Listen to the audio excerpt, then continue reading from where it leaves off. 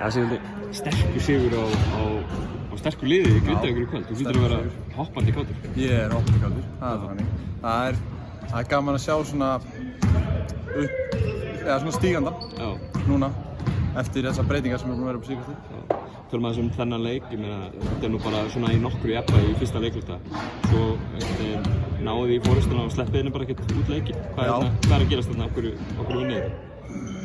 Bara, ég veit ekki, þetta var bara rosalega sterk framistæða, Við vanalega, við höfum alltaf í gegnum, eða síðan ég kom allavega, þá hefur þetta stundum verið svona, við höfum eitthvað komist yfir og þetta hefur verið svona upp og niður. Það er bara rosalega sterkt að ná að vera yfir allan leikinn, ná að klára þetta. Það er bara mjög ánægður með það.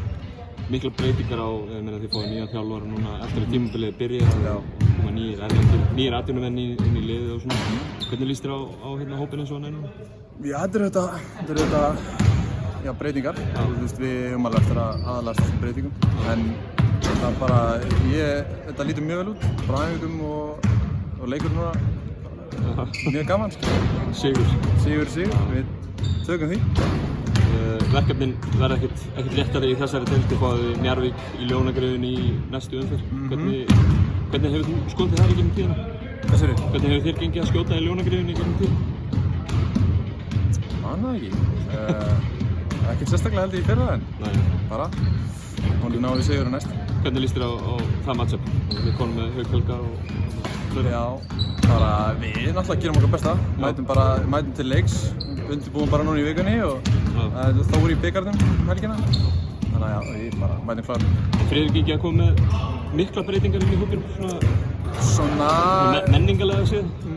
Já, má alveg segja það.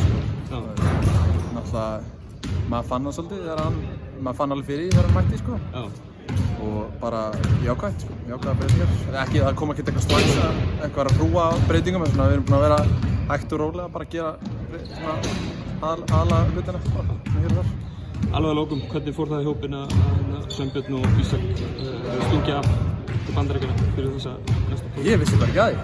Fyrir bara núna í gær eða kom maður ekki aftur fyrir það? Við höfum okkur, svo víst. Já, ég meina, það er bara Kristjana, við þekkjum hana, gaman að fá hana aftur. Frábært, takk.